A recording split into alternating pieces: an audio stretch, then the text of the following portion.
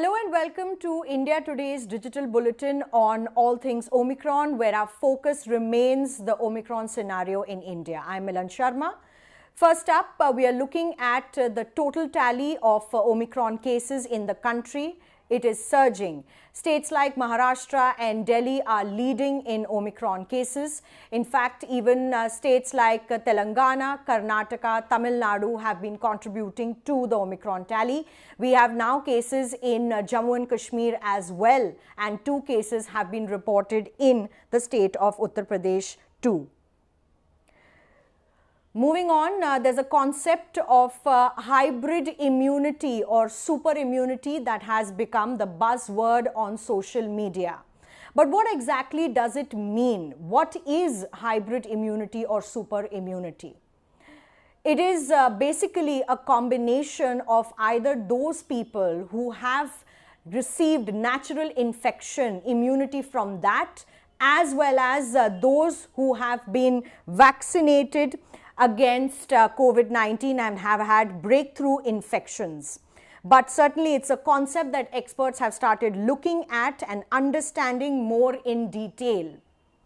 To take this forward and what experts feel and what are the implications for a country like India for hybrid immunity, I have with me clinical researcher and expert Dr. Swapneil Parikh, who's also the author of the book on coronavirus called The Coronavirus. Dr. Parikh, thank you so much for joining us on India Today.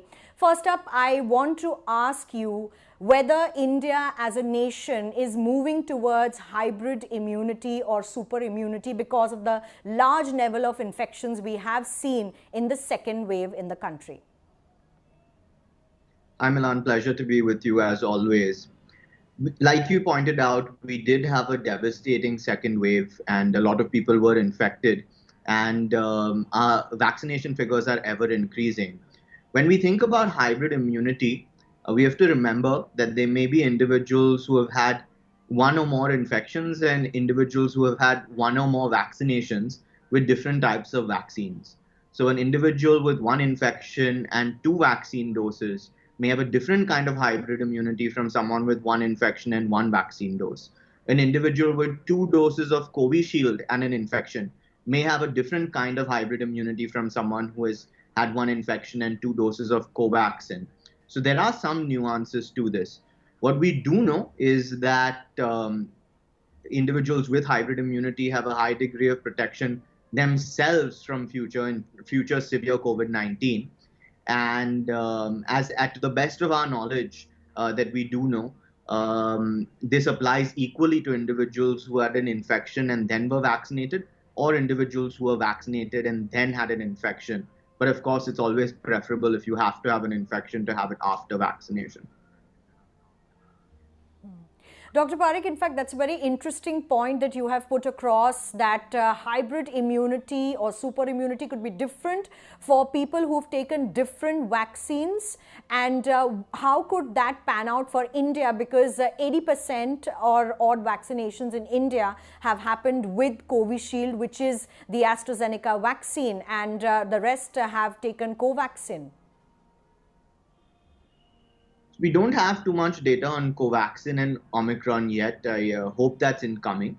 But we do have some data, in vitro data, on other inactivated vaccines from other countries. And that data has shown so far that individuals who have taken inactivated vaccines, not Covaxin, but similar to Covaxin, have the most diminished neutralizing activity against Omicron. This is concerning in India. We should immediately look to roll out 3rd doses to those Indians who have taken Covaxin and are clinically vulnerable elderly or are highly exposed as healthcare workers or frontline workers. The way to think about it is to think as each exposure to spike as what's relevant. So 1 infection is 1 exposure to spike protein. 1 vaccination is another exposure to spike protein. And there have been some studies coming out, preprints, they're not peer-reviewed so far, that suggest for individuals who have had 2 exposures to spike, a neutralizing activity is significantly diminished. And for individuals who have 3 to 4 exposures to spike, it's higher but still diminished. But that's what the Lancet study is also saying, doctor, that AstraZeneca needs a booster because after 2 doses, the immunity begins to wane. And there's another study of the Oxford lab that has also said that a booster is needed for people who are vaccinated with AstraZeneca. But we don't know yet if it's the same when we talk about India with those who have been vaccinated with Covaxin. Am I right? I think there would be a greater need for individuals who have received an inactivated vaccine like Covaxin. I think when we say that immunity has waned, what we have to be clear is that one part of the immune response, that's the humoral response, or antibodies as we popularly know them, that is waning, and that is normal. It's supposed to wane. The question is how fast and how much. There are other aspects to immunity like memory responses, like cellular immunity, which hang around for much longer than antibodies. So, at a better protective level than do antibodies over time. So, that is reassuring. However, for individuals who are elderly, clinically vulnerable because they have pre existing conditions, or individuals who have a much higher risk of infection, like healthcare workers, frontline workers, essential workers, for them, a third dose is very critical. When we talk about hybrid immunity, we have to remember that hybrid immunity, while it may protect those individuals who have hybrid immunity, it won't protect those individuals who've been vaccinated but don't have hybrid immunity.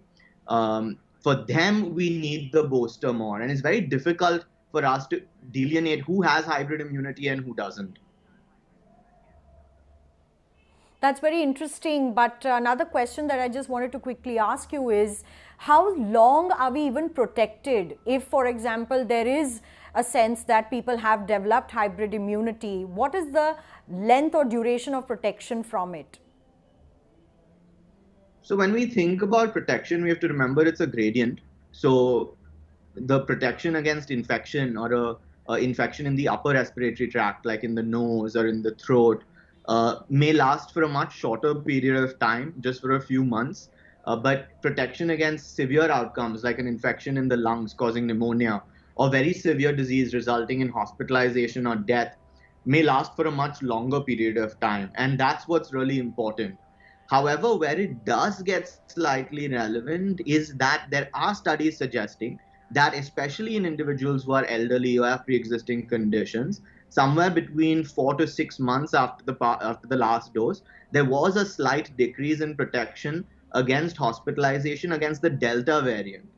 So far, we know that we would expect that there has been an even greater loss of protection relative to Delta variant for Omicron variant in these individuals. But how quickly, that's still somewhat of an unanswered question. That's right. Thank you so much for joining us, Dr. Swapneil Parikh. They're raising very interesting points on understanding what hybrid immunity is and whether or not it can have implications in India, especially since India is still thinking over doing with the booster doses. A policy on that is still slated to come out.